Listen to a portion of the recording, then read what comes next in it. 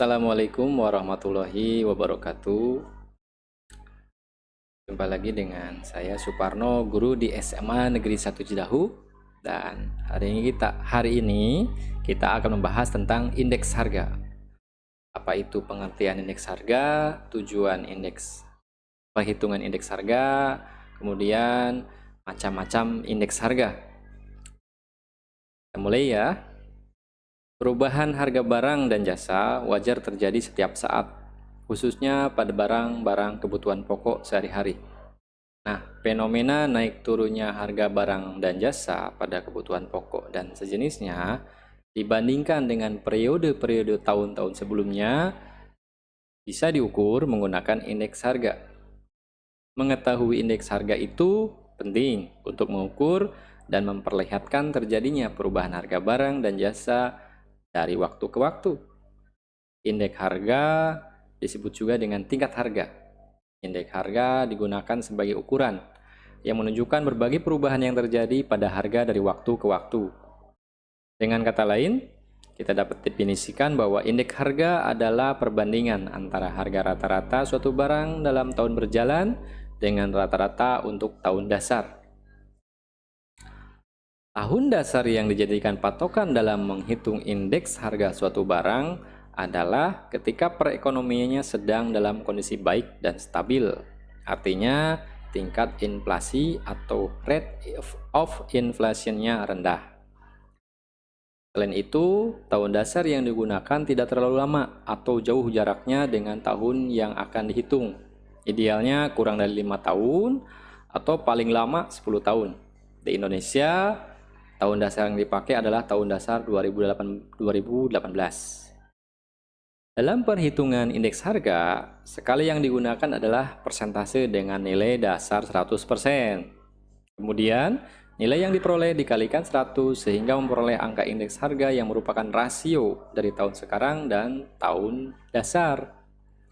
Contoh sederhana misalkan, harga telur pada tahun 2020 seharga 25.000 per kilogram. Kemudian pada tahun 2021 naik menjadi 30.000 per kilogram. Tahun 2020 digunakan sebagai tahun dasar. Sedangkan tahun 2021 sebagai tahun berjalan. Maka indeks harga dapat dihitung sebagai berikut ya. 30.000 dibagi 25.000 kali 100%. 1/2 kali 100% sama dengan 120%. Maka 120% dikurangi 100 sama dengan 20%.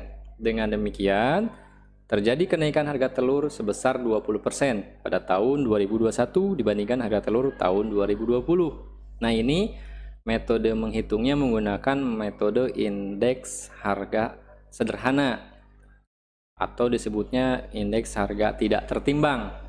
Nanti kita akan bahas ada indeks harga tertimbang, ada indeks harga tidak tertimbang atau indeks harga sederhana. Kita lanjutkan. Tujuan indeks harga. Tujuan indeks harga merupakan indikator penting dalam kegiatan ekonomi nasional.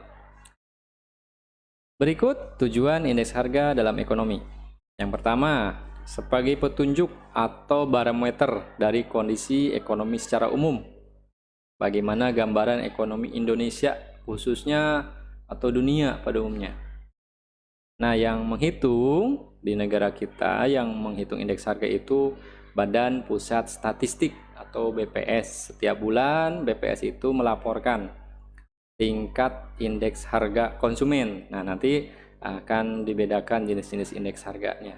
Salah satunya indeks harga konsumen yang dilaporkan setiap bulan, berapa persen kenaikannya, kemudian akumulasi selama 1 tahun berapa persen. Nanti akan dibandingkan dengan tahun-tahun sebelumnya. Jadi gambaran barometer ekonomi secara umum. Kemudian yang kedua, sebagai pedoman bagi kebijakan dan administrasi perusahaan. Nah, perusahaan sangat berkaitan erat dengan indeks harga. Harga barang-barang tentunya kalau perusahaan ingin untung dengan adanya kenaikan harga, membuat pemilik perusahaan akan terus meningkatkan produksinya. Yang ketiga, indeks harga dapat digunakan sebagai deflator atau istilahnya komponen yang mencerminkan faktor penyebab timbulnya deflasi. Kemudian, indeks harga dapat dipakai sebagai pedoman pembelian berbagai jenis barang.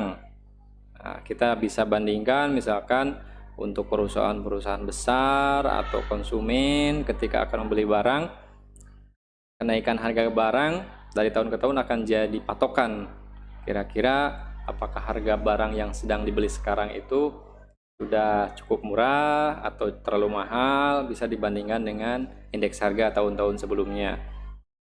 Yang terakhir, sebagai pedoman untuk mengatur gaji buruh atau menyesuaikan kenaikan gaji buruh pada saat terjadi inflasi atau terjadinya kenaikan harga.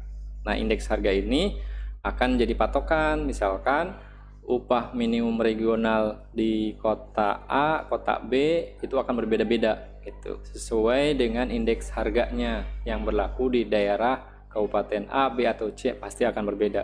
Makanya kalau kita lihat data UMR setiap daerah berbeda-beda, biaya hidupnya berbeda-beda tergantung dari indeks harganya. Jadi acuan juga untuk mengatur gaji buruh.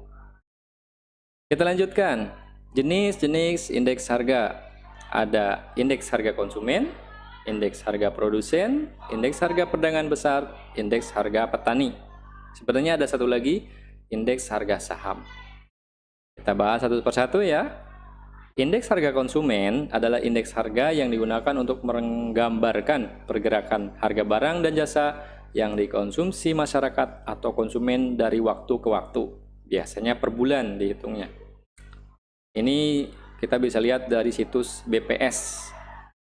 Nah, IHK ini, indeks harga konsumen, menjadi salah satu indikator ekonomi yang mewakili kegiatan belanja dan konsumsi dari konsumen. Yang kedua, indeks harga produsen.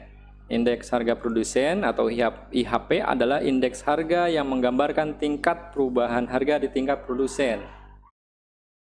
IHP dapat digunakan sebagai indikator dini atau indikator mula harga grosir atau harga eceran. Selain itu, indeks harga produsen ini dapat digunakan untuk membantu penyusunan neraca ekonomi, produk domestik bruto, distribusi barang, margin perdagangan, dan sebagainya. Yang ketiga, indeks harga perdagangan besar. Indeks harga perdagangan besar IHPB adalah indeks menggambarkan besar perubahan harga pada tingkat harga perdagangan besar atau skala grosir dari komoditas-komoditas atau produk-produk yang diperdagangkan di suatu negara atau daerah. Komoditas tersebut dapat berupa produksi dalam negeri, produk ekspor, dan komoditas yang berasal dari impor. Yang keempat, indeks harga petani. Nah, ini suka diumumkan oleh pemerintah langsung, Kementerian Pertanian, berdasarkan hitung-hitungan BPS, survei dari BPS. Indeks harga petani mencakup indeks harga yang diterima petani dan yang dibayar petani. Perhitungan ini berkaitan mulai dari biaya produksi pertanian, pajak, konsumsi rumah tangga, hingga upah. Dari perhitungan indeks harga yang diterima petani dan dibayar petani ini untuk menentukan nilai tukar petani atau istilahnya NTP. NTP merupakan perbandingan indeks harga yang diterima petani dengan indeks harga yang dibayar petani yang dinyatakan dalam persentase. Semakin tinggi NTP, semakin sejahtera pula tingkat kehidupan petani. Jadi uang yang diterima petani idealnya harus lebih besar dari uang yang dikeluarkan oleh petani untuk produksi pertanian, pajak, dan sejenisnya. Makanya ukuran petani sejahtera atau tidak dilihat dari nilai tukar petani NTP. Biasanya rentangnya antara 108, 109, 110. Nanti dia ada ditampilkan di tabel. Yang terakhir ada indeks harga saham. Indeks harga saham adalah indikator yang menunjukkan perubahan harga saham di pasar modal dalam satu periode. Di Bursa Efek Indonesia, BEI, di situsnya kalian bisa mengakses perubahan harga saham dalam hitungan detik.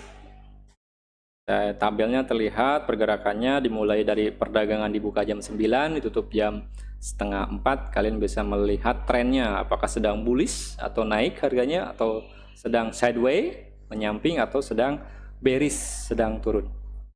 Itu mungkin pembahasan kita tentang pengertian indeks harga, tujuan indeks harga, dan jenis-jenis indeks harga.